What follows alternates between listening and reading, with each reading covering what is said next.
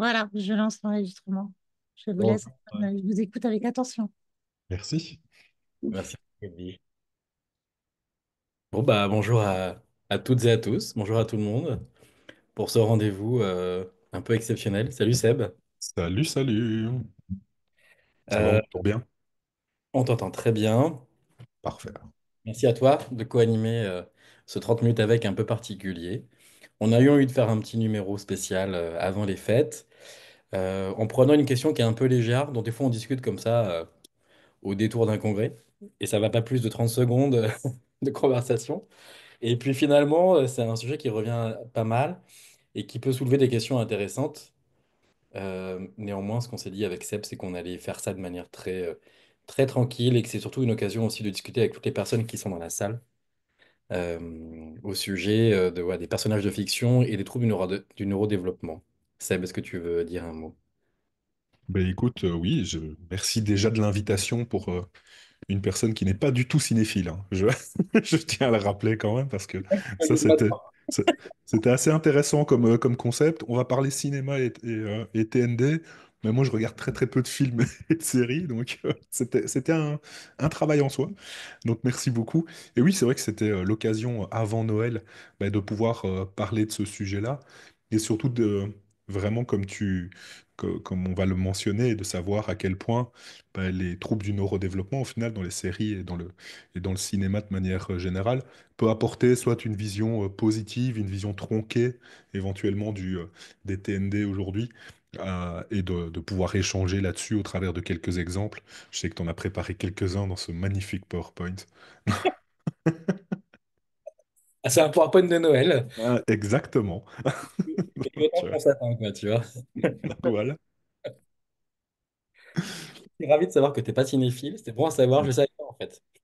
Mais Mm. avec tout le boulot que tu as bas, ça m'étonne pas que tu aies pas beaucoup de temps pour regarder des films. Euh, on s'est dit qu'on se donnait un propos liminaire chacun de deux Ouais, minutes et après ça on marche. développe un peu. Évidemment, comme chacun d'entre nous a plutôt je dirais un terrain clinique, évidemment toi c'est plutôt l'abord TDAH. Moi historiquement c'est vraiment l'autisme que je connais. On s'est dit qu'on allait développer un peu plus ces parties-là sur quelques personnages. Et ensuite, bah, la question c'est un peu de savoir dans quelle mesure ça peut être intéressant pour comprendre les troubles du neurodéveloppement. Moi, Mhm. ce que je trouvais intéressant quand j'ai réfléchi à la question du mode d'analyse, c'est comment on peut s'intéresser aux troubles du neurodéveloppement de personnages fictifs. C'est assez compliqué parce que, et finalement, ça revient en plus à une question que j'ai traitée c'est dans les capsules de vidéo qu'on fait de communication mensuelle. Ce mois-ci, c'est moi qui l'ai faite sur la place de la neuropsychologie. J'aurais adoré d'ailleurs en parler avec toi, mais ce ne sera pas le lieu aujourd'hui. Euh, j'ai trouvé que finalement, ça nous a amené à avoir une vision très comportementale du trouble du neurodéveloppement si le TND, il n'est pas déclaré. On est obligé en fait de faire avec ce qu'on observe et ce qu'on entend des personnages, puisqu'il n'y a pas de situation textuelle. Et du coup, on a une approche qui est très peu neuropsychologique finalement du trouble du neurodéveloppement, très peu textuelle. Et les deux syndromiques qui sont du coup les plus faciles à identifier, moi je trouve, dans cette dimension-là, bah, c'est plutôt le TDAH et le TSA. C'est-à-dire qu'en gros, si on ne dit pas d'un personnage qu'il a un trouble de la lecture, à moins qu'il y ait une scène spécifique de la lecture où il échoue en lecture, on ne le saura pas. Mhm. S'il y a pas une scène qui est explicite qu'il a un problème moteur, finalement, on ne le saura pas non plus. Voilà. Ça, c'est le premier aspect qui m'a marqué. Et ensuite, bah, les questions de fond qu'on a évoquées toi et moi, c'est est-ce que ça sert la cause d'un TND? Et puis, l'aspect que je trouve vraiment chouette, moi, c'est en quoi, finalement, les comportements spécifiques d'un trouble du neurodéveloppement apportent quelque chose sur les ressorts narratifs du cinéma. Ouais, tout à fait. Oui, c'est vrai que c'est assez intéressant et c'est vrai qu'aujourd'hui, Euh, c'est vrai que ça serait intéressant qu'on discute effectivement de cette approche de la neuropsychologie, parce que c'est vrai que je dissocie pas, moi, forcément, les approches comportementales en neuropsycho, puisque ça reste quand même la sortie des choses et des approches cliniques, mais je suis assez d'accord avec toi sur le fait que aujourd'hui, il y a quand même aussi cette différence qu'il y a des acteurs, par exemple, qui ont tendance à bien expliciter leur TND, justement, de manière assez forte dans les médias. Alors, c'est pas que les acteurs, hein, on sait que les chanteurs, les entrepreneurs aussi commencent à parler de différents TND et des difficultés, mais aussi des ressources que ça a pu leur apporter à certains moments. Et c'est vrai que cette question quand on en a discuté, hein, c'est vrai que le TSA, pour le coup, on n'en parle pas trop mal en fait dans enfin pas trop mal, je veux dire, on en parle quand même pas mal dans les séries, dans les films, c'est quelque chose qui est souvent énoncé, on a même des films qui tournent autour carrément du trouble du spectre de l'autisme, et c'est vrai que c'était beaucoup moins dans d'autres troubles, justement, où on a quand même fait... parce que n'étant pas cinéphile, il a quand même fallu que je regarde un petit peu le sujet. Et c'est vrai que si on questionne un peu cette question des TND aujourd'hui, c'est c'est rarement très explicite, effectivement. Et donc c'est là où tout le fantasme, toute je veux dire, l'apport des personnes qui regardent ces films ont tendance à aller aussi mettre des TND sur des personnes au regard des comportements qu'ils présentent dans ces films. Et donc ça va être vraiment assez intéressant. Et puis, on s'aperçoit quand même que la question du handicap, de manière générale, est de plus en plus proche, hein. On en parle quand même de plus en plus. On a quand même vu pas mal de films ces dernières années, notamment sur le trouble du spectre de l'autisme, notamment, mais aussi plus récemment, pour faire je vais dire, plus léger, entre guillemets, le film d'Artus avec euh, cet aspect de un petit truc en plus et de la question aussi de potentiellement de la déficience intellectuelle qui est quand même questionnée pas mal dans le, dans le film. Donc c'est vrai que ça reste quelque chose de très intéressant aujourd'hui et qu'on va aller discuter. Mais je suis assez d'accord sur le fait que les personnages déclarés sont moins... Enfin, ils sont moins TND au final que ce qu'on peut leur attribuer au travers de leur comportement. Et ça, c'est vrai que ça questionne aussi à certains moments. Donc, ouais. Mhm. Ouais, et puis on va voir qu'en plus, ce qui est assez intéressant, c'est que moi j'ai un exemple où je trouve que les personnages non déclarés sont plus intéressants peut-être pour servir la cause, s'il y avait une cause à servir d'ailleurs au sujet Ouais. des trucs. Bon, voilà. Bon, ouais, je commence du coup. Ouais, vas-y, vas-y, vas-y. Alors, juste pour le jeu, il me semblait quand même honnête de répondre à la question de pourquoi on a choisi Marty McFly, un peu en accroche de personnage de fiction. Parce que au sujet de Marty McFly, il n'y a aucune information qui évoque spécifiquement un trouble du neurodéveloppement chez lui, si ce n'est que c'est un personnage dont on dit régulièrement, vous savez que c'est un ressort narratif du film, c'est qu'à chaque fois qu'on le provoque, en fait, il ne peut pas s'empêcher de répondre à la provocation. Il y a une forme d'impulsivité, en fait, chez ce personnage-là. Et il y a une scène à la fin qui est assez intéressante sur un plan narratif où justement il résiste à l'impulsivité. C'est même pas qu'il fait preuve d'inhibition, c'est qu'on sent qu'il résiste, quoi, que c'est hyper compliqué. Je sais pas si tout le monde connaît cette scène. Alors, je vous préviens, j'espère que vous avez des bonnes connexions vidéo, parce que moi j'ai choisi des extraits qui sont sur YouTube à chaque fois, donc c'est moi qui vais les diffuser. Après, si vous voulez le PPT pour regarder les extraits, bien sûr, on vous le donnera. On se donne 30 secondes, je vais avancer un tout petit peu dans la lecture de la vidéo. Et je coupe le son au départ. Donc il y a une scène comme ça où à la fin, il sait qu'il va avoir un accident. Tout le film, je pense que tout le monde l'a vu, à mon avis, il y a très peu de chances de spoiler. Tout le film tient à ça, c'est-à-dire qu'en gros, à un moment donné, il apprend qu'il va avoir un accident, que ça va changer complètement sa vie. Donc du coup, il va changer de comportement, il va décider d'inhiber son comportement, et c'est même, il fait vraiment preuve d'une impulsivité assez forte, d'une inhibition assez forte, pardon.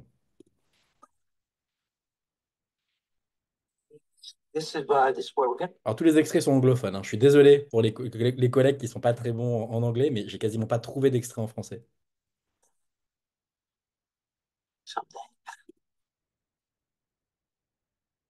Marty, it was a dream, wasn't it?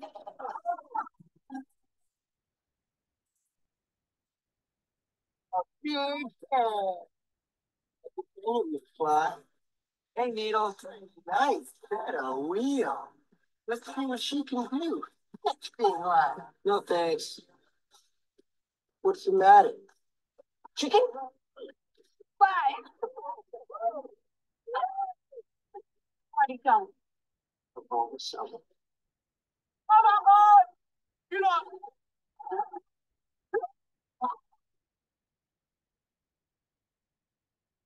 On va peut-être parler du TND de ce personnage-là d'ailleurs.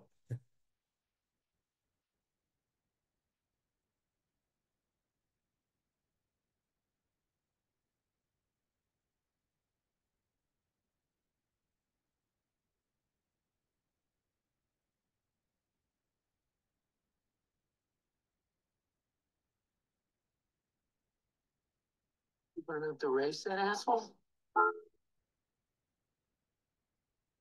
Voilà, et donc du coup, s'il avait décidé de faire cette course, il aurait percuté la Jaguar. Et en fait, les trois opus hein, de cette série tournent autour de cette action-là. C'est-à-dire que ça change considérablement le fait qu'il ait fait preuve d'inhibition.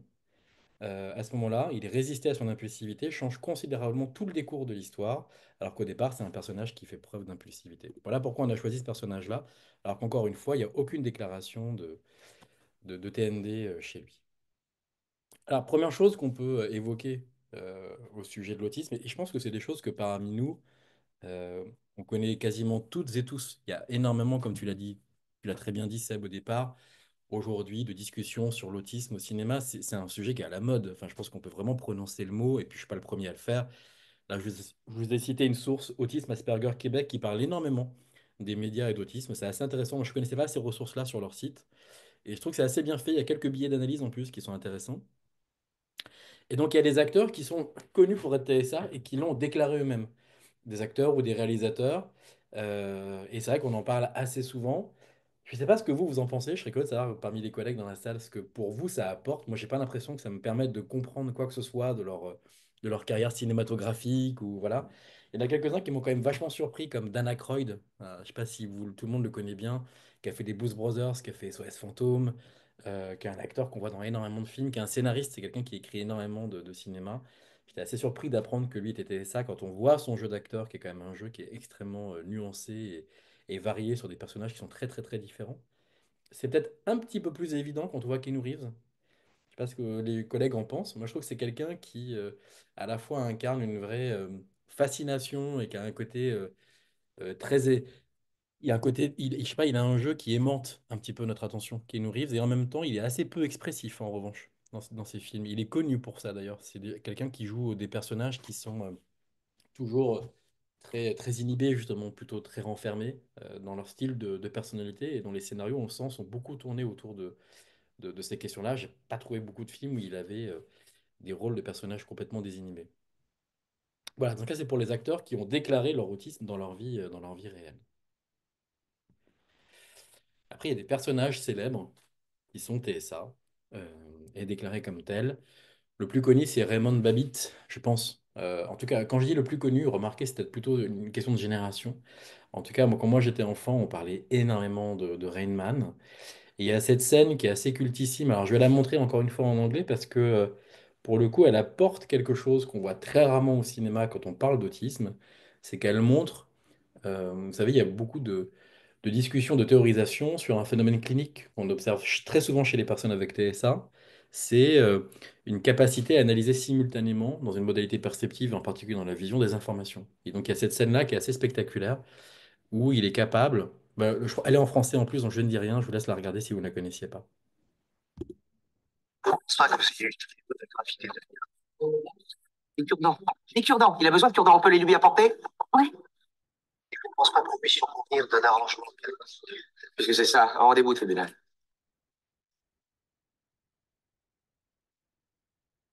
L'édition. Excusez-moi, il lui en fallait un. 82, 82, 82. 82 quoi, Ray? Tu dois combien? Cure-dents. Avec plus de 82 par terre. Il y en a 246. Regardez la monnaie. Combien il y a de cure-dents dans la boîte? 250. Pas très loin. Allez, viens, on y va. 246. Ouais, Il en reste 4 dans la boîte. évidemment. Il faut ouvrir le faut pas oublier son sac à dos. Voilà, alors cette scène-là, elle est assez spectaculaire. Et du coup, elle illustre ce phénomène qu'on appelle biais de la hiérarchisation perceptive. Il y a plusieurs noms qui ont été donnés à ce phénomène-là. Donc c'est intéressant parce que ça permet d'illustrer un phénomène qu'on peut connaître chez des personnes avec TSA, qui peut permettre de mieux interpréter et comprendre leur comportement.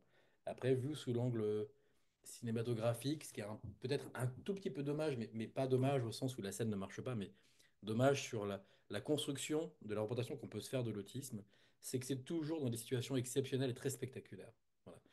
240 cure-dents, c'est tout à fait exceptionnel et spectaculaire. Et d'ailleurs, je pense qu'il y a très très peu de personnes avec autisme qui ont la capacité à le faire. Toutes ne sont pas capables d'avoir cette capacité de synthèse visuelle, ce qu'on appelle de vision en pop-out, euh, dans leur fonctionnement. Au moins, ça permet d'illustrer ce fonctionnement-là. Je pense pas que Autre personnage qui est intéressant, célèbre, qui est déclaré comme TSA, comme tel dans la série, c'est la dernière version de Sherlock. Je connais pas très très bien la série, donc je me suis pas hasardé à détailler un peu plus. Par contre, ce que j'ai trouvé intéressant, c'est que le personnage de Conan Doyle n'est pas du tout décrit comme TSA. Pour avoir lu quelques romans, c'est pas le cas. Et donc là, c'est vraiment un choix narratif, totalement assumé d'ailleurs dans ce reboot, d'en faire un personnage avec autisme. Et ce que je trouve encore plus intéressant, et c'est une question qui peut être épineuse, mais je pense qu'elle mérite d'être soulevée, c'est le morphotype de l'acteur qui est choisi. Cet acteur qui s'appelle Cronbach, il est choisi également pour jouer un autre personnage autiste dont j'ai parlé après. Donc on a l'impression qu'on va choisir cette physionomie-là spécifiquement pour incarner l'autisme, avec un visage qui a une forme d'étrangeté.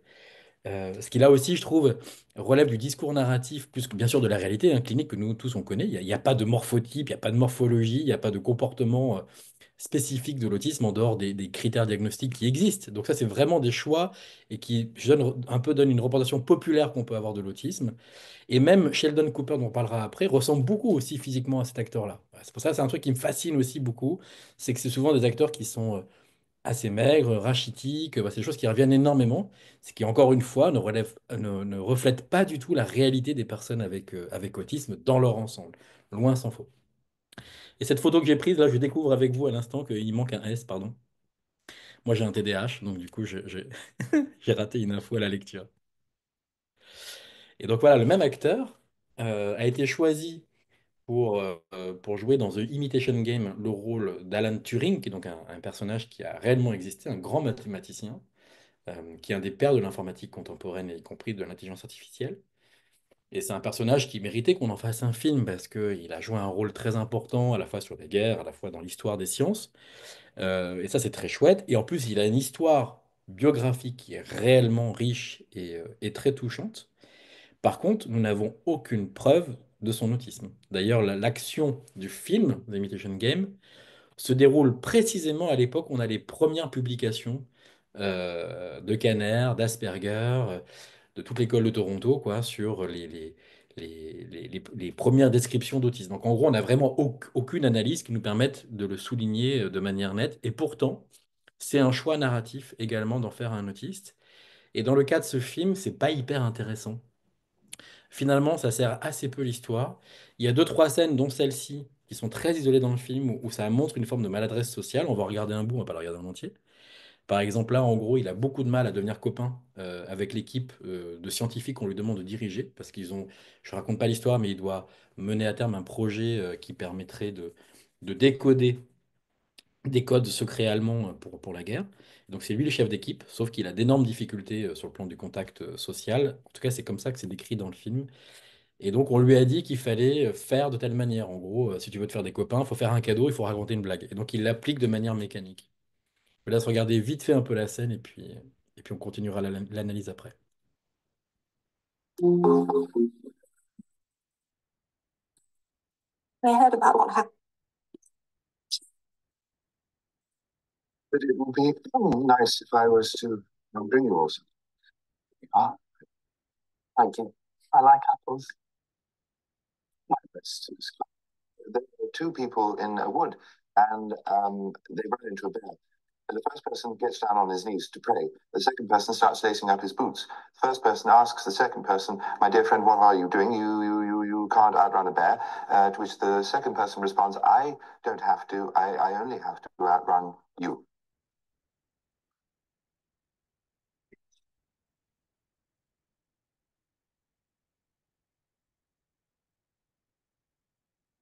Voilà, la gênance, comme on dit aujourd'hui. Mais dans le fond, ça va pas plus loin. Je trouve que ça apporte pas grand-chose au ressort narratif de l'histoire. On sait déjà qu'il a une forme de maladresse de contact social avec ses collègues. Et donc cette scène-là, qui est très très très dédiée à la difficulté d'ajustement pragmatique, finalement, elle apporte pas grand-chose, je trouve, au ressort narratif du film. Et finalement, ce qui était beaucoup plus intéressant, je pense, dans le plan biographique et qu'on a à la fin du film, c'est que c'est quelqu'un qui est homosexuel dans une Angleterre qui est à ce moment-là très très très très euh, qui attaque gravement les personnes avec homosexualité. Et c'est plutôt ça qui sera le ressort intéressant et qui est réel de sa vie à lui, et très peu la question de l'autisme. Mais ça montre à quel point l'autisme est évidemment une question qui permet de créer des ressorts narratifs intéressants. J'avance un peu, excuse-moi Seb, je prends un peu de temps, je finis là-dessus. Tu sais, on a toujours peur de ne pas avoir assez, à chaque fois je... Voilà. Alors Sheldon Cooper, probablement dans The Big Bang Theory, le personnage le plus intéressant, et pour en avoir parlé avec des collègues autour de moi, ce qu'on reproche souvent un peu à la série, c'est que ça n'est jamais dit. À aucun moment, on va prononcer le mot autisme dans la série. Je crois que les seuls moments où la question un peu du diagnostic est évoquée, c'est quand sa maman dit, mais moi je lui ai fait faire des tests quand il était enfant, il est tout à fait normal. Voilà, ça va pas plus loin. Et dans cette série-là, moi ce que je trouve de très bien fait, et pour le coup là je trouve ça très didactique et pédagogique, c'est que c'est pas tant la description de Sheldon qui est intéressante, mais toute l'évolution des personnages autour de lui sur ce défaut d'ajustement pragmatique. Et il y a deux, trois scènes que je trouve très justes. Moi, j'ai toujours été très touché par cette série. Je suis pas spécialement comme ça, soap, ça m'intéresse pas forcément, moi, les séries comme ça. Mais j'ai regardé régulièrement des épisodes de Big Bang Theory parce que j'étais fasciné par la qualité narrative qu'il y avait autour des difficultés d'ajustement pragmatique et surtout de ce que ça enseigne aux personnes qui sont autour de lui et c'est peut-être plus ça, je crois, qu'il y a un élément pédagogique pour mieux comprendre la question de l'autisme. C'est pas tellement la description du personnage, mais la manière dont ça déclenche des choses dans son entourage. Et ça, c'est plutôt juste et intéressant. Il y a juste deux scènes que j'ai choisies qui sont assez courtes que je vous montre, et après je passe à autre chose. The end result will be a measurable enhancement to Penny's quality of life. You know what? You convinced me. Maybe tonight we should sneak in and shampoo her carpet. You don't think that crosses the line? Yes. For God's sake, Sheldon, do I have to hold up a sarcasm sign every time I open my mouth? You have a sarcasm sign? No, I do not have a sarcasm sign. You came to my apartment last night while I was sleeping? It's but only to clean. Well, I was sleeping. And snoring. And that's probably just a sinus infection. But it could be sleep apnea. You might want to see an otolaryngologist. The throat doctor. And what kind of doctor removes shoes from asses? Depending on the depth, that's either a proctologist or a general surgeon. Voilà. Elle lui dit quel serait le spécialiste qu'il faudrait consulter si je te tapais dans le derrière. Et donc lui, il répond de manière très littérale. Et donc il a un copain qui lui explique le sarcasme. Et à ce moment-là, il se découvre, c'est le tout début de la série. Et justement, ça évolue avec le temps. Puisqu'ils vont même l'aider. Ensuite, au fur et à mesure de l'évolution de la série, ils vont aider Sheldon régulièrement à essayer de s'adapter à des situations qui sont complexes. What do you want me to do? Smile.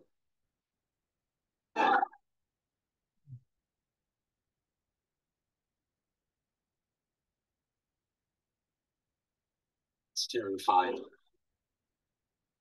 We're here to see Kuthra Polly, not kill Batman. Try less teeth.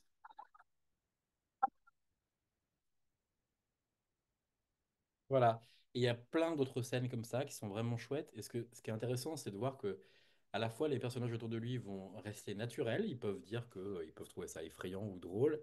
Mais malgré tout, ils sont là, ils l'accompagnent. Et ce personnage-là, tout au long de la série, va construire une relation amoureuse avec tout ce que ça implique. Voilà. Et c'est vraiment la plus belle description, je trouve, de cas d'autisme. Et en y réfléchissant, je me dis que finalement, ce qui était vraiment intéressant, c'était aussi l'évolution des personnages autour qui peuvent déclencher un aspect très transférentiel pour nous approprier une manière de faire avec lui. Voilà. Et juste pour finir, et je vais être dans 2 secondes, Seb, on a cherché un peu des cas de dyslexie. Alors, c'est très compliqué. Je sais que Jamie Lannister, à un moment donné dans la série, dans Game of Thrones, c'est mentionné le fait qu'il est dyslexique. Ça n'apporte rien à la narration. Voilà, c'est vaguement quelque chose qui évoque un lien paternel parce que son père l'a forcé à lire en le violentant. Mais à part ça, ça nous apprend pas grand-chose finalement sur la psychologie du personnage. Et puis, je vous invite à aller voir la performance d'acteur de Leonardo DiCaprio qui est bluffante sur ce personnage qui est presque un TND complexe plus qu'un TDI parce qu'on peut retrouver le trouble intellectuel, on peut retrouver le trouble de la parole, on peut retrouver l'autisme. Et il y a des scènes poignantes, très très justes de vie dans ce film-là. Mais finalement, c'est un peu la performance de l'acteur qui prend le dessus, moi je trouve, sur l'aspect narratif. Voilà, pardon Seb, j'étais plus long que je ne le pensais.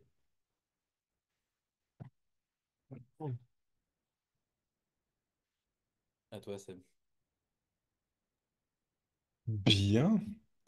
Mais écoute, c'est vrai que ça reste euh, très présent et c'est vrai que je te rejoins sur le fait que Sheldon, sans doute, ça reste une expression très intéressante et je vois dans les questions justement sur euh, la question de l'utilisation au final de Big Bang Theory pour adapter les groupes d'habileté sociale. Et c'est vrai qu'il y a plusieurs scènes autres aussi, par exemple, où il est vexé parce qu'il parle d'un ancien des anciennes notations de YouTube avec les étoiles, par exemple, plutôt que les pouces. Et que pour lui, en fait, ça relève quelque chose d'ultra important et se moquer de ça, par exemple, c'est très difficile à encaisser pour lui et ça le touche directement. Et donc, c'est vrai que de cette question de l'habileté sociale, on le retrouve plus vraiment de manière très intéressante et je trouve que c'est suffisamment fin, en tout cas, pour être utilisé, effectivement, par rapport peut-être aux grands clichés qu'on peut retrouver, effectivement, dans les films parfois, mais comme on s'en était parlé, c'est-à-dire que souvent dans les TND, notamment dans le TSA, on a deux grandes versions au final de l'approche. C'est quelque chose qui est soit basé sur le côté très littéral, effectivement, et qui est réfléchi autour de la blague, au final, de ce que ça entraîne derrière, ou alors du côté du grand génie, au final, qui est mis en évidence systématiquement. Et c'est vrai que en cherchant un petit peu les autres TND, c'est vrai que c'est assez compliqué de retrouver en fait des éléments qui sont typiques et mentionnés de cette façon-là. Et notamment dans le cadre du TDAH, pour faire le lien, c'est vrai que c'est quelque chose qui, au final, est très rarement mis en évidence, pour le coup. C'est vraiment, vraiment rare que ça soit mentionné comme tel. Et on le voit au travers, justement, effectivement, comme on l'expliquait au départ, du syndrome, c'est-à-dire des aspects de comportement qu'on va observer chez les personnes et on va en inférer, au final, leur fonctionnement. Alors, c'est assez particulier le TDAH pour des raisons simples, c'est que quand il n'est pas mentionné, on va le voir soit sous la version des enfants avec une hyperactivité débordante, une impulsivité, l'incapacité de se gérer, avec des exemples. On le voit par exemple dans Les Indestructibles, par exemple, le gamin des Indestructibles, il est ultra hyperactif, ultra impulsif, irréfléchi, et il est mis sous le prisme du super-héros. Au final, c'est ça qu'on va retrouver. Il y en a un autre que j'ai pu trouver ce matin. Alors là, par contre, celui-là, me demandez pas, j'ai pas vu le film. Donc, j'ai vu le début du truc où il le mentionne, c'est Percy Jackson. Donc, ce gamin qui devient un demi-dieu à un moment donné, mais qui a plein de difficultés en fait dans sa vie au départ. Et lui, en fait, il est présenté comme ayant un TDAH et étant dyslexique. Et derrière, en fait, dans la narrative, et c'est ça qui est intéressant, c'est considéré comme des caractéristiques au final des futurs demi-dieux qui les rend plus aptes au combat. Donc ça les rend plus fins, ça les rend justement plus alertes au quotidien pour être capable de rentrer dans cette narrative, au final, encore une fois, du super-héros, comme il est mis en évidence. Et c'est vrai qu'on va retrouver aussi d'autres choses au travers des grands entrepreneurs. Par exemple, si vous regardez le biopic de Steve Jobs, par exemple, c'est jamais mentionné, mais en fait, c'est toujours mis en avant, en avant, en avant.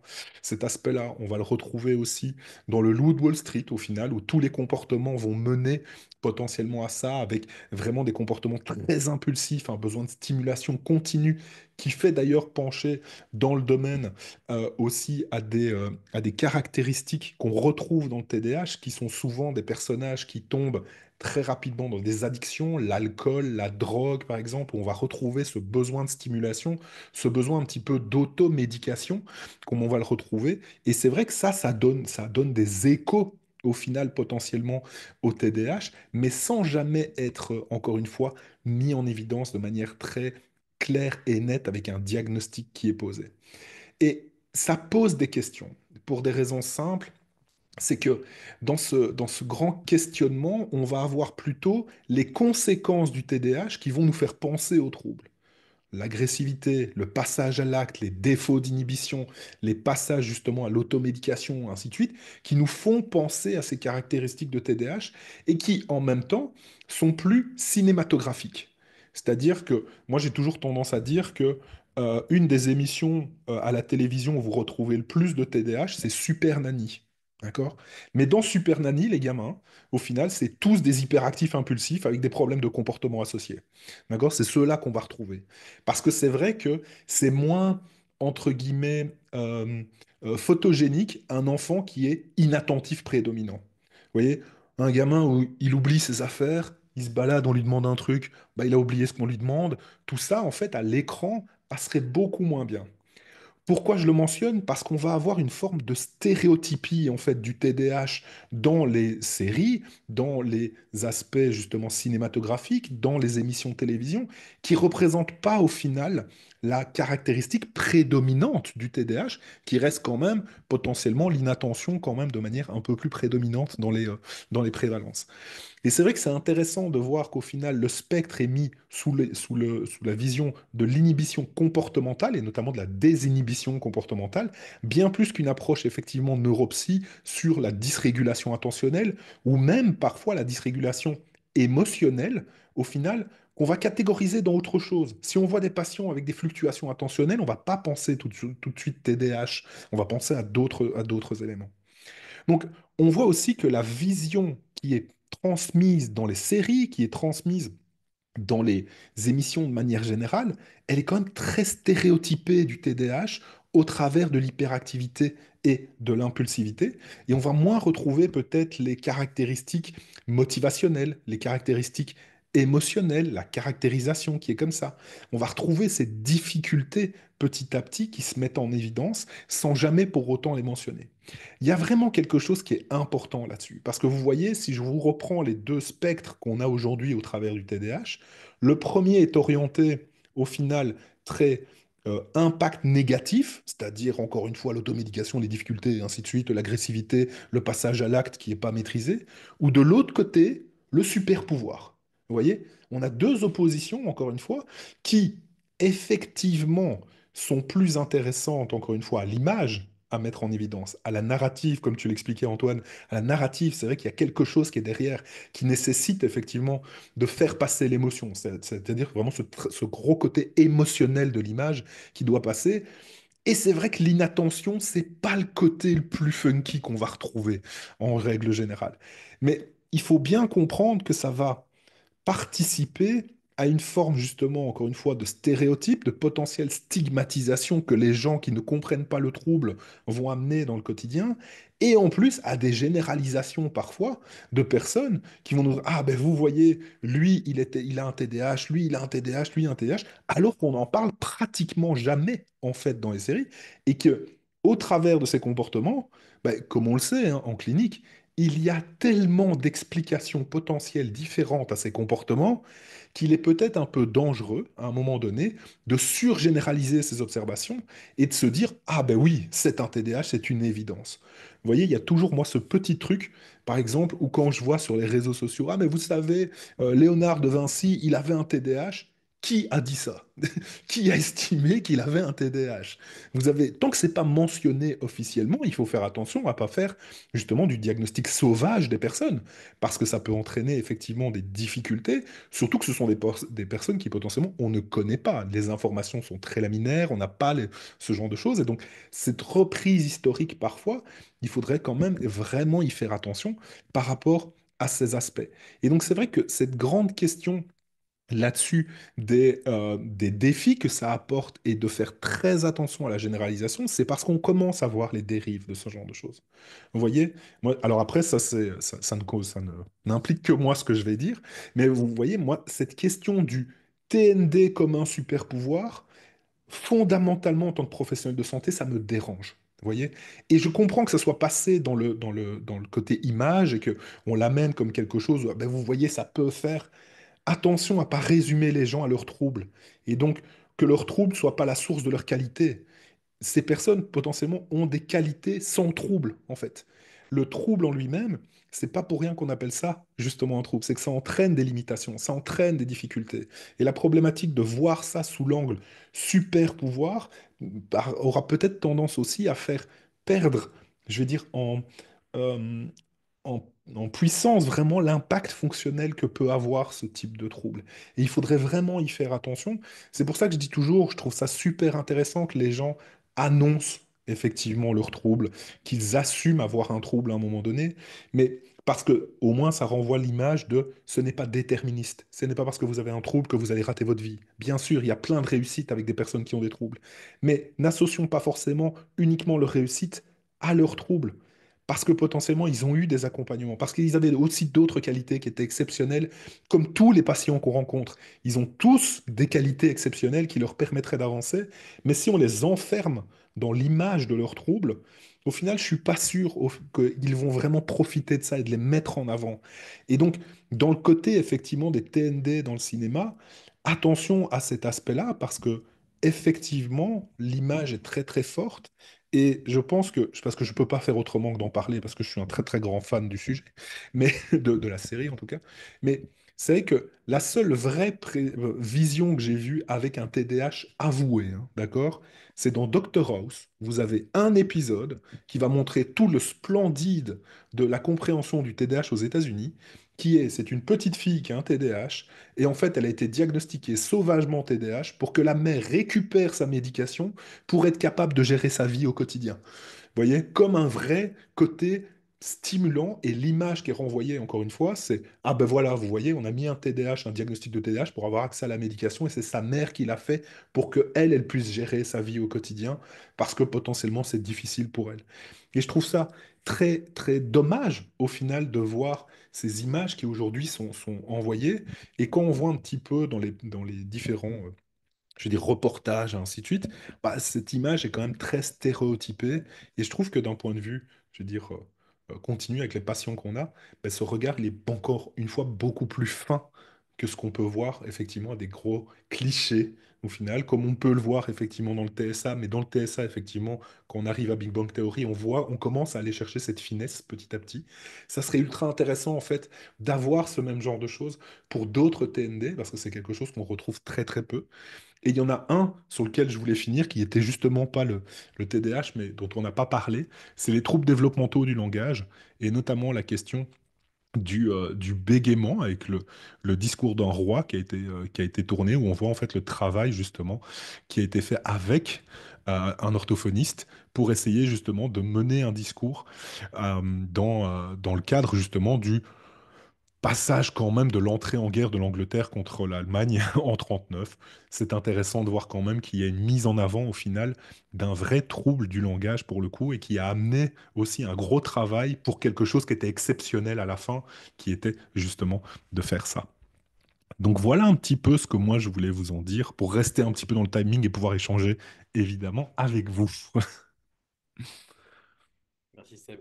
Et à propos du discours d'un roi, l'orthophoniste, si je ne m'abuse, il n'est pas diplômé, Ouais, il n'est pas reconnu par tous ses collègues. Et ça aussi, c'est intéressant sur la représentation des métiers. ouais, c'est clair. On fera un deuxième épisode si tu veux. Est-ce que le Euh, neuropsychologue, là, je ne sais pas. il Et du est coup, là, 13h08. Je pense que ce serait bien de regarder les questions-réponses. Ouais. alors, juste une dernière chose, c'est que je pense qu'il faudrait qu'on aborde la question de est-ce que ça apporte quelque chose au TND du coup? Tu pourrais répondre à la question, Seb. Ouais, moi je pense que ça donne. Alors, ça a le mérite d'en faire parler. Ça, je pense que c'est une question quand c'est mis en évidence. Et je pense que dans le TSA, justement, on a mis en évidence ce genre de choses. Euh, je pense par contre qu'il faut faire très attention aux clichés que ça véhicule. Parce que, comme je le dis, par exemple, dans le TDAH, on a l'impression de voir que des hyperactifs impulsifs. Et c'est un petit peu. Ou alors les impacts, encore une fois, d'addiction potentielle et ainsi de suite. Je trouve ça un peu dommage de faire attention un petit peu à ça. Donc, ouais. Ouais, quand tu disais que c'est un super pouvoir et que c'est pas le cas. Par Mm. contre, c'est un super ressort narratif, Oui, clairement. pour le coup. Et peut-être qu'il y a un truc, moi, que je trouve assez choquant, on en parlait hier soir, c'est l'impulsivité peut être un ressort narratif vachement valorisé, mis en image de manière extrêmement positive au cinéma, alors que dans la vie réelle, c'est pas le cas. Non, c'est un des pires symptômes qui existent, c'est d'être impulsif dans la vie. C'est ça, voilà. Et par exemple, on prend, j'avais fait un exemple, tu vois, de ça, ça vaut ce que ça vaut, mais euh, si on prend par exemple, alors c'est des exemples qui peuvent paraître caricaturaux parce que c'est une image que je m'en fais, c'est une projection. Je me rappelle d'une époque où en psychologie, on disait qu'il fallait, enfin un peu en psychanalyse, il fallait voir ce que les personnages, enfin à quelles émotions ils suscitent chez nous, quoi. Comment on se projette sur les personnages. Donc on peut prendre le prisme un peu TND. Et par exemple, Ron, il est très distrait. Il y a beaucoup de moments où il est distrait, hein. Il se plante. Et en même temps, il a des moments miraculeux et une solution comme ça qui lui arrive d'un coup. Paf! Ouais, tout à fait. Il marche bien et on sait bien qu'il ne l'a pas planifié, à la différence d'Hermione qui, elle, va beaucoup plus planifier. Et tu parlais de l'aspect émotionnel. Il y a un truc qui m'a touché hier quand tu me disais que les personnages TDAH amènent un ressort émotionnel. Bah, quand on prend les Goonies, par exemple, on retrouve un peu ce diptyque également, avec le personnage. Alors, je ne connais pas les prénoms des personnages, j'ai oublié. Il y a sûrement parmi vous qui êtes hyper geek qui savez, mais il y a le petit, la gamin ici qui a plutôt un hyper HPI, qui fait plein d'inventions, qui planifie plein de solutions. On a ce personnage-là qui est tout le temps distrait, qui se plante, qui oublie tout. Et à chaque fois, tous les autres lui rappellent ce qu'il doit faire à la lettre parce que sinon il oublie tout ce qu'il va faire. Il est toujours à côté. Il a toujours des scènes d'action où il part sur autre chose. Et justement, parce qu'il est tout le temps à côté, c'est lui qui va se lier d'amitié avec Choco, le personnage qu'on voit là. Et du coup, bah, on a encore ce personnage un peu excentrique, un peu impulsif, voilà, mais qui, sur le plan de la narration, va permettre de nouer une amitié avec quelqu'un qui est un peu hors norme. Et ça, c'est un peu ce qu'on retrouve systématiquement au cinéma. Donc, je suis d'accord avec toi. Au final, si pour le peu d'analyse que j'en ai fait moi, tu vois, pour préparer un peu ce webinaire, je me dis dans le fond, je suis pas tellement certain que ça serve bien la cause du trouble du neurodéveloppement pour l'instant. Voilà. Soit on a des images pour l'autisme qui sont un peu exagérées, de gens qui sont trop performants intellectuellement ou pas assez, qui correspondent pas à la majorité de la population avec TSA. Ou alors les exemples qui sont choisis sont toujours un peu trop exceptionnels. Voilà. Mhm. Bref, c'était important qu'on réponde à la question. Mais après, effectivement, ça serait moins cinématographique de faire un truc a priori. Ok. Ouais. Ah tiens, j'ai envie de prendre la question d'Alban Thibault pour toi tout de suite, Seb. J'avais pas imaginé que ce webinaire allait amener cette question-là, mais j'ai envie que tu y répondes. Est-ce que le HPI peut être compris comme un TND? Non, c'est pas un Voilà, trou. c'est fait, t'as répondu. Voilà. Alors, allez, je te laisse expliquer pourquoi. Non, mais c'est pas un trouble, ça n'entraîne pas de problème en soi de manière directe. C'est-à-dire que être au potentiel ne vous limite pas dans la vie, n'entraîne pas a priori de détresse psychologique, ne vous met pas en danger. Ce ne sont pas des choses qui sont caractéristiques du haut potentiel. Par contre, dans une société qui ne comprend pas le haut potentiel et dans une société qui va avoir tendance à mettre des étiquettes sur ce genre de choses, sur ce type de fonctionnement, ça peut en conséquence l'environnement peut créer le problème. Ça, c'est une chose qu'on peut trouver. Mais de manière, je veux dire, très statistique, il faut savoir qu'avoir un haut potentiel intellectuel, ça reste quand même quelque chose de très positif en moyenne, moins de troubles potentiellement, plus de compensation en fait, plus de solutions disponibles, aller plus loin dans les études, une qualité de vie générale qui est qui est meilleure en moyenne. Donc, en soi, ça ne peut pas être considéré comme une pathologie en tant que telle, parce que sinon, ça veut dire que on va retomber sur ce titre de livre qui m'a toujours halluciné, Trop intelligent pour être heureux. Vous faites mais d'où? D'accord, vaut mieux être bête en fait, c'est bien. Vous voyez, c'est au moins vous tracassez de rien. Cette image est folle en fait, c'est ça la problématique qu'on va avoir, alors que les données justement de la littérature vont pas dans ce sens pour le coup. Il y a une question qui t'est adressée, enfin, une remarque qui t'est adressée, mais j'ai envie de te demander ton avis diagnostic. Il y a un spectateur anonyme qui malheureusement donne pas son nom, parce que je trouve que la remarque est intéressante. Il dit, quand je pense au côté inattentif prédominant du TDAH, ça me fait penser à Neville Londubat dans Harry Potter, avec des difficultés d'apprentissage également probablement, où c'est une source de moquerie dans le livre et dans le film pour les autres personnages. Est-ce qu'il y aura un diagnostic de TND, si on devait s'amuser à faire ce jeu-là, qui bien évidemment, encore une fois, s'appuie sur rien de sérieux, mais Hmm. quel diagnostic tu ferais de Neville Londubat? Alors moi, j'irais pas dans les TND pour le coup. Trauma consécutif à la perte de sa mère qu'il a quand même vu en face à face, faut peut-être pas déconner, les impacts que ça a, et pas mal d'anxiété pour le coup, pas mal de troubles anxieux chez ce gamin qui a toujours peur au final de décevoir les autres parce que euh, je veux dire, jamais assez en réussite. Et pourtant, à la fin, je veux dire, quand on regarde la série des films, à la fin, ça reste quand même une des plus grandes réussites, hein, parce on le met de côté parce que c'est pas un personnage principal, mais ça reste quand même un apprentissage qui est assez exceptionnel, avec des qualités très fines, notamment au niveau herboristerie et ainsi de suite, avec une grosse maîtrise du sujet, et vraiment une acquisition en fait de compétences qui est très bonne, mais toujours cet aspect de retrait vis-à-vis de l'autre, effectivement, de mise en côté, mais qui ressemble beaucoup plus à un trouble anxieux pour le coup. Il regarde l'autre et consécutif potentiellement à un trauma vécu quand même de manière assez solide pour le coup. On pourrait parler de stress post-traumatique sans trop de problèmes chez lui. Moi, je dirais Et ça. ouais, je trouve ça très intéressant que tu te détaches de l'aspect TND, c'est important de le faire. Et il y a un peu cette histoire-là aussi, parce qu'en plus, Neville, à la fin, si je dis pas de bêtises, c'est un mec qui s'émancipe vachement. Ouais, Ouais. C'est un héros, il prend confiance en lui, et il y a ce tout à côté, fait. à la fin, hyper agréable, et je trouve un peu cathartique de voir ce Parce qu'il truc-là. il passe au-dessus du trauma, il met les choses en place, et donc il va avoir tendance à sortir de cette notion-là, ouais, bien sûr. Il y en a un autre comme ça, je trouve, je t'en parlais hier, c'est Will Hunting. S'il y en a qui connaissent ce film de Gus Van Sant, où au départ, ce gamin qui a un très haut potentiel, il est hyper impulsif, il se bagarre, il n'arrive pas à rentrer dans les études et tout ça. Il rencontre un prof, il fait une thérapie. Ça, c'est intéressant, il rentre en psychothérapie. Et se détacher de tout ce contexte social extrêmement grave et traumatique lui permet de s'émanciper. Et à la fin, on voit un mec qui change complètement de comportement, qui est beaucoup plus détendu, beaucoup plus apaisé.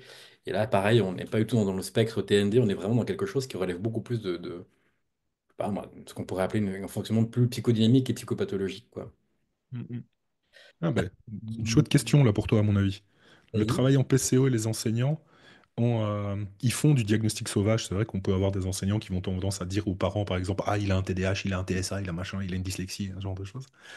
Comment on peut répondre au final, comment on peut expliquer ça aux enseignants sans que ça court-circuite au final le parcours de l'enfant, le parcours de la famille? Donc, Quelle question, du coup, Seb? Parce que je crois que j'ai donc, un La, travail. la question, c'est, tu as des enseignants qui court-circuitent potentiellement Ah oui, les d'accord, ok. diagnostics. Comment on peut leur expliquer à ces enseignants, justement, cet aspect de pas forcément le faire, justement, et de pas faire attention, parce que ça peut vraiment impacter le parcours de soins des familles, pour le coup. Donc, Ouais, ou la question sociopolitique, quoi. Merci, Seb. bah écoute, Ah, franchement, tu diras ce que tu en penses. Je n'ai pas réfléchi à la question. Spontanément, je te dirais que j'ai un copain il n'y a pas longtemps qui m'a appelé, qui m'a dit que son fils de 3 ans, en petite section, a fait l'objet d'une inquiétude de la part de la maîtresse qui allait voir les parents en leur disant il a un TDAH. Euh, je sais pas. Première chose, je pense qu'on pourrait vraiment rappeler à tout le monde qu'il y a une temporalité des troubles et des diagnostics. Je trouve que c'est dommage qu'on dise pas temporalité, temporalité, temporalité. Il y a pas longtemps, j'ai lu le livre de Barclay, là. Moi, je connaissais pas trop, c'est pas mon univers à moi, c'est plus le tien. hmm, C'est hyper intéressant de voir à quel point il insiste sur la temporalité qui bien permet sûr. de faire la différence sur ce qui va relever, de ce qui doit demander une aide spécifique par rapport au diagnostic. Et d'ailleurs, même si le gamin n'est pas TDAH, peut-être a-t-il besoin néanmoins, malgré tout, d'un accompagnement.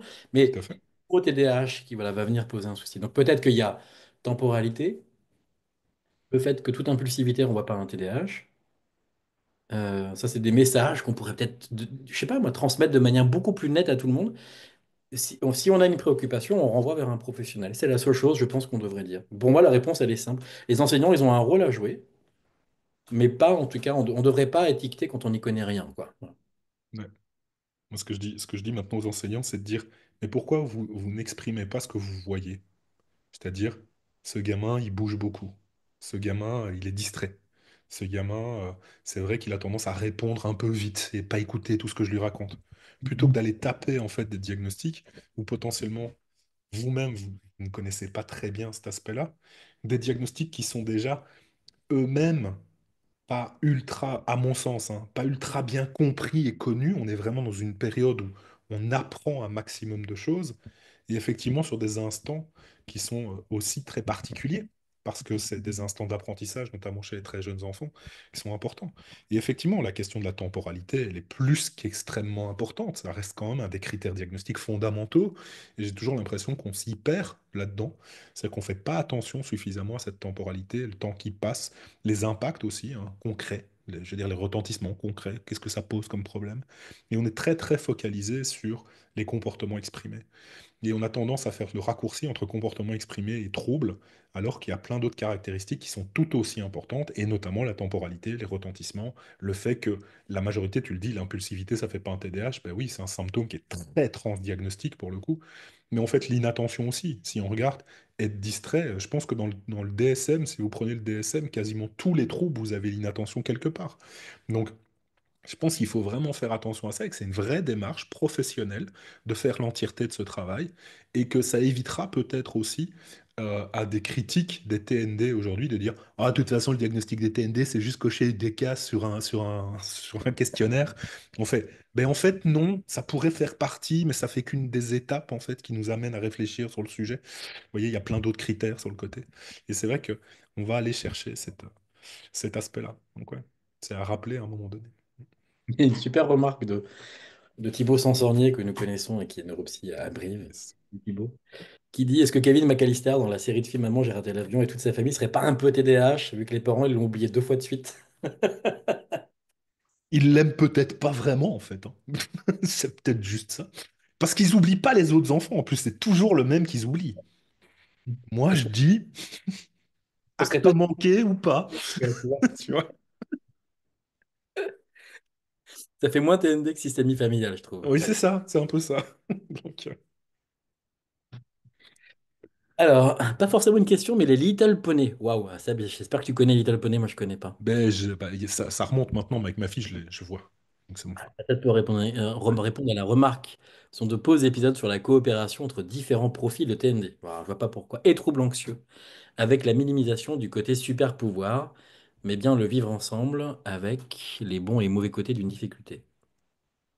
Ouais, en fait, ce qui est intéressant dans les Little Pony, c'est qu'effectivement, ils ont tous des personnalités qui sont très, très, très tranchées, effectivement, et avec des mécanismes de fonctionnement psychologique qui sont fort différents. Ça, c'est vrai que c'est des choses qu'on peut retrouver dedans. Et on le retrouve dans pas mal de dessins animés pour enfants, au final, hein. Des caractéristiques comme ça de personnages avec des personnalités très tranchées, qui vivent ensemble et qui avancent ensemble et qui essayent de comprendre comme ça. Donc, si vous regardez, pour les plus vieux, les bisounours, hein. Les bisounours, clairement, c'est tous des personnalités très tranchées, et notamment, il y a des phénomènes anxieux, il y en a un qui est un peu plus dépressif, il y en a un qui est un petit peu plus joyeux, ça caractérise aussi pas mal les émotions. Donc, et en parlant d'émotions, faut pas oublier vice-versa, hein, le 1 et le 2 masterclass sur, sur la question des émotions, faut pas hésiter. Mais c'est vrai que ouais, on va retrouver ces notions-là. Et donc, on peut retrouver cette notion, mais encore une fois, c'est c'est pas mis en évidence, en fait. C'est pas expliqué comme tel. C'est juste des traits de personnalité qu'on retrouve qui sont tirés, en fait. C'est-à-dire que c'est un trait de personnalité tiré à l'extrême qu'on met dans une caractéristique qui est imponée à ce moment-là et qui va se comporter de cette ou cette façon. Donc, ouais. Et puis, pardon, c'est dans les Anneaux. Une question de Nancy Ah oui. Dominique. Sur Pipin, le Seigneur des Anneaux, on en a parlé hier, on se posait la question si c'était une DI ou si c'était un TDAH. Ah, ça questionne, hein, le Seigneur des Anneaux, parce que, encore une fois, le truc, c'est qu'on voit bien aussi avec les personnages à quel point, pourquoi ça sert, pour reprendre cette question, la question qu'est-ce que ça apporte pour les TND? Qu'est-ce que ça apporte au final? La problématique, c'est que, pour moi, c'est tellement tiré sur la corde, c'est-à-dire que c'est des cas extrêmes qu'on rencontre très très peu au final dans ces formats-là, qu'il faut pas oublier non plus que potentiellement, en tant qu'être, bon là j'allais dire en tant qu'être humain, mais ça ne marche pas, en tant qu'être hobbit, d'ailleurs, euh, potentiellement ils ont plusieurs TND, ils ont plusieurs troubles associés. Et donc de réussir à décortiquer ce qui est quoi de quoi devient difficile à un moment donné. Parce que ça, c'est le cas le plus fréquent qu'on rencontre, nous, dans nos consultations. C'est des cas, sincèrement, je dis toujours, moi, des cas de TDAH pur, pur, pur, où il n'y avait rien d'autre du tout. En 10 ans de consulte, je les compte sur une main, hein, littéralement. Donc, je me dis, faudrait pas non plus tomber, encore une fois, dans ce cliché qui est extrême. Et encore une fois, avec des parcours, parce qu'on l'oublie tout le temps, mais ils ont des parcours de vie qui sont absolument dingues. D'accord? En plus, ils ont des parcours de vie en termes de temporalité, justement, chez les hobbits, qui sont un peu plus longues. Donc, ils ont pu subir plus de trucs aussi au quotidien qui font que, d'un point de vue trouble du neurodéveloppement, ça amène peut-être aussi d'autres choses à réfléchir. Et de pas tomber dans ces gros clichés, potentiellement, c'est intéressant. Donc, ouais. Non, je suis absolument d'accord. Est-ce qu'on a d'autres au sujet de Malcolm, Malcolm, je connais pas, j'ai jamais regardé. Pas du tout. Je pense que j'ai même jamais vu un truc. Il y a pas mal de collègues qui ont l'air d'utiliser The Big Bang Theory Ouais, en remédiation. ouais. Bah, c'est vrai que c'est intéressant en termes d'habileté sociale de faire prendre conscience de ça. C'est plutôt pas mal. Est-ce que vous avez encore des questions et des remarques, les collègues? Un TND peut aborder, difficile à mettre à l'écran sans faire un cliché, la déficience intellectuelle. Ouais. Ouais. Mm. Et en fait, en même temps, je pense que c'est pas forcément plus l'ADI qu'un autre. Pour avoir Mm. regardé pas mal de scènes de Gibber Grape, euh, vraiment la description qu'en fait Leonardo DiCaprio, elle est magnifique. Elle est très très belle. Et en même temps, à chaque fois, les scènes qui sont choisies sont des scènes qui sont un peu trop caricaturales. Je peux vous montrer celle que j'avais d'ailleurs choisie, parce qu'elle est vraiment poignante, elle est très juste, et en même temps, on est vraiment sur des émotions qui sont extrêmement fortes. Mm. Alors, attends, comment je fais pour partager? Paf. Bart Simpson égale un TDAH. Ah, il a des petites caractéristiques, hein, ouais. Il a des gars. Donc, Avec un bah, beau trouble de l'opposition associé. Intéressant. Mettre dans une famille tarée. Mais bon. Ah, il veut pas démarrer mon PowerPoint. Un Oh. seul DI bien représenté, la ligne verte. Ouais. Ouais, c'est vrai que dans la ligne verte, il est bien foutu. Maman! Ah, Alors, on voit, on voit pas la vidéo. Maman! je pense qu'il n'y a pas On voit pas l'image, la hein. vidéo. Non, on voit Ouais, pas la vidéo. on commence. Tac, pardon. Mais c'est vrai que ouais, la ligne verte. Donc, Ah oui, il n'y a pas c'est vrai beaucoup. qu'il est vraiment, vraiment bien. Mais je suis pas objectif, c'est un des rares films sur lesquels j'ai pleuré. Donc. C'est un film qui est énormément regardé aujourd'hui, même par les ados d'aujourd'hui. La Ouais. ligne verte. Partie Ah des bah, films il les est. plus vus, ouais, c'est assez étonnant. Ouais. Mm, mm. L'adaptation d'un roman de Stephen King, si je dis pas de bêtises. Oui, tout à fait.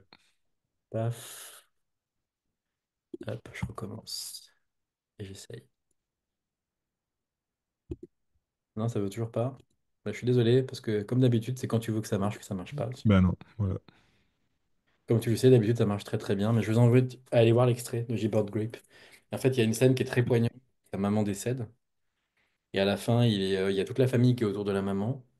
Et lui, en fait, il a découvert sa maman qui était morte. Donc, il met du temps. Enfin, en fait, il réalise pas très très bien. Mais sur une scène qui est un peu still face, en fait, parce que sa maman ne réagit plus. Ça va déclencher chez lui des émotions qui sont très très fortes. Et après, quand toute la famille revient dans la maison et découvre la mort de cette femme, lui, il est déjà passé à une autre émotion.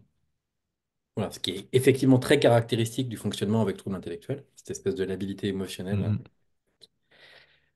Et du coup, on le voit, lui, en train de sourire et jouer dans la salle où sa maman est décédée. Quelques minutes auparavant, il pleurait très fortement.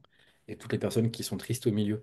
Donc ça, c'est plutôt intéressant parce que ça montre effectivement le problème d'adaptation aux émotions, d'ajustement pragmatique, de synchronisation à la valence émotionnelle que ces personnes peuvent avoir. Et on parlait de Pipin. Pipin, il y a beaucoup de scènes aussi où il pleure dans Le Seigneur des Anneaux. C'est le seul personnage qu'on va voir pleurer. Enfin, peut-être à la fin, Frodon, je crois, je me souviens plus très bien. Mais Pipin, il y a vraiment des moments où il est très, très, très ému. Et ça aussi, peut-être que ça renvoie un peu à ce fonctionnement un peu de l'habilité émotionnelle qu'on peut vite associer au trouble intellectuel. Pourquoi l'immense majorité des représentations des TND, TDAH, TSA positifs sont masculines? Tiens, c'est une bonne question, ça. Ah, parce que globalement, on parle plus des mecs que des femmes dans les films, en général. Ouais. Bah, déjà dans les études, c'est déjà ça ce qu'on fait. Donc, donc, bah, effectivement, cette grande représentation, effectivement, le début de reconnaissance au final des troubles. Et en fait, c'est assez intéressant parce qu'effectivement, les films vont véhiculer à peu près les mêmes clichés, c'est-à-dire moins de femmes avec des TSA, moins de femmes avec des TDAH, mais plus de femmes avec des anxiétés, plus de femmes avec des dépressions. On va vraiment retomber dans ces notions-là. En fait, je pense qu'il reproduit ce qu'on fait ailleurs, en fait. C'est vraiment cette idée-là, c'est une image de société à un moment donné, en tout cas de compréhension de la société, parce qu'on sait que c'est pas tout à fait ça. Même si au niveau scientifique, c'est en train de bouger, pour le coup. Donc ça, c'est plutôt intéressant. Donc c'est en train de changer. Euh, donc on verra avec le temps. Mais Non, absolument, ouais. Je suis d'accord avec toi, je trouve ça intéressant de parler de biais aussi de représentation, tout à fait. notamment l'accès aux soins en psychiatrie chez les femmes. On pense que les biais sont beaucoup plus à l'admission qu'au diagnostic final. Ok. Et c'est-à-dire qu'en gros, on va orienter effectivement plus sur des pathologies de personnalité ou émotionnelles, voilà, plus que sur des questions de TND. Voilà. Et Mm. d'ailleurs, c'est pour ça qu'on avait même identifié, je crois que c'était en Suède, il y avait une étude qui était intéressante et qui montrait qu'il y avait beaucoup d'exclusions diagnostiques chez les femmes à une époque. Parce que en fait, les femmes allaient beaucoup vers les consultations TND pour enfin trouver des équipes qui faisaient des investigations. Voilà. L'autisme était devenu une porte d'entrée pour avoir une investigation plus complexe de leur fonctionnement, qu'elles ne trouvaient pas finalement dans des services plus ordinaires de psychiatrie. Mm. Ça, je trouve ça intéressant. Et effectivement, Solema, les films sont, j'allais le dire, sont majoritairement faits par des hommes. Et je trouve ça intéressant, j'aurais bien aimé que tu répondes à la question, parce qu'on en a pas, je crois qu'on l'a évoqué rapidement hier. Ah non, on n'a pas parlé de celui-là, mais moi je trouve François Pignon. Ouais, c'est vrai qu'on n'en a pas parlé. Alors, Ouais, ouais, c'est une j'attendais que quelqu'un question. pose la question, moi. Voilà. Ouais. C'est une grande question, hein. C'est-à-dire que est-ce que vraiment trouble, pas trouble? François c'est- Pignon, il c'est- est quand même constamment distrait. Ouais, mais tu vois, c'est cet aspect, on en parle pas souvent d'ailleurs, et je trouve ça intéressant, mais dans la distribution de l'intelligence, on a quand même très tendance à avoir un petit peu d'efficience, moyenne HPI. Et en fait, entre la déficience et la moyenne, il y a un monde, en fait. Il y a littéralement des personnes qui ont juste des facultés qui sont plus limitées que d'autres. C'est-à-dire qu'ils ne sont pas dans les troubles, c'est vraiment cette question du spectre de l'intelligence où on oublie une case, en gros. On oublie une partie de ce spectre-là qui n'est ni dans le trouble ni dans la moyenne, mais qui représente quand même sur des QI, et ça représente 15% de population, hein, faut quand même pas déconner quand même, mais dont on parle pas avec des fonctionnements qui sont un peu plus limités, avec des difficultés, et l'inattention, enfin l'attention reste un spectre, je veux dire, entre être attentif et le trouble de l'attention. Moi, maintenant, je fais ça, je trace, je fais un zéro, je fais un 1, je mets une ligne entre les deux, et je dis toujours, les mathématiques nous ont appris qu'entre zéro et un, il y avait plein de choses, et notamment qui n'étaient pas du trouble. Et donc, effectivement, cette question de la dimension, elle reste importante. Et aujourd'hui, bah, si déjà on n'est pas assez fin pour le faire d'un point de vue clinique toujours, est-ce qu'au final des films où on a tendance à taper dans le cliché va être capable de le mettre en évidence de manière aussi forte? Mais pour moi, François Pignon, c'est un petit peu ça, tu vois, c'est ce spectre entre les deux, tu vois, un truc un peu particulier. Donc, ouais, j'aurais pas tendance à tomber trop vite dans le cliché du trouble pour lui, étonnamment. Mais plutôt dans le fonctionnement limite, à peu près. Mais Marrant parce que c'est ce que Thibaut évoque, l'aspect borderline. voilà. Donc, Allez, dernière remarque, est-ce que ce sont les films qui font changer la vision des gens et des TND ou est-ce que c'est la vision de la société qui influence les films? euh, comme bon Belge, je te répondrais que c'est une interaction entre les deux. Je pense que les deux s'influencent l'un l'autre. Parce que c'est très difficile. Tu vois, c'est le même paradoxe que la clinique ou la recherche. Est-ce que la recherche influence la clinique ou la clinique influence la recherche? Ça va dans les deux sens. Enfin, c'est une interaction. Il n'y a pas de, il y a pas de truc. Je pense que aller trouver l'origine de l'un et de l'autre, c'est difficile. Je pense que les films s'inspirent effectivement de données de la réalité, mais que ils ont une influence aussi sur la transformation de la société qui est très très forte. Donc moi, je te dirais que c'est un système qui s'alimente, et plutôt cet aspect-là. Donc je trancherai pas sur la... Enfin, je trancherai sur la question du système qui s'auto-influence, pour le coup. Je serais plutôt là-dedans. J'ai bien essayé de réfléchir à une phrase à la Jean-Claude Van Damme que j'ai vue hier soir, tu vois, mais j'ai pas réussi. Tu vois. Mais pour revenir sur la discussion, on a discuté hier de Jean-Claude Van Damme et on s'est posé la question, effectivement, TDAH ou pas. Euh, il a arrêté quand même l'école à 13 ans parce que potentiellement ça allait plus du tout à l'école au niveau d'inattention et ainsi de suite. Il a fait 12 000 métiers différents avant d'être capable d'être acteur et il oublie toujours autant de choses. Et il explique notamment que depuis qu'il est tout petit, il a 1 000 pensées à la seconde. Et c'est ultra intéressant de se dire que des fois, il explique que les gens ne le comprennent pas parce qu'ils n'arrivent pas à dire ce qu'ils pensent réellement. C'est-à-dire que ça va tellement vite à certains moments qu'il a tendance à raccourcir au final ses phrases et à les complexifier parfois pour essayer de faire passer un message, mais il y arrive toujours pas, quoi. Donc, et à 64 ans, c'est pas gagné.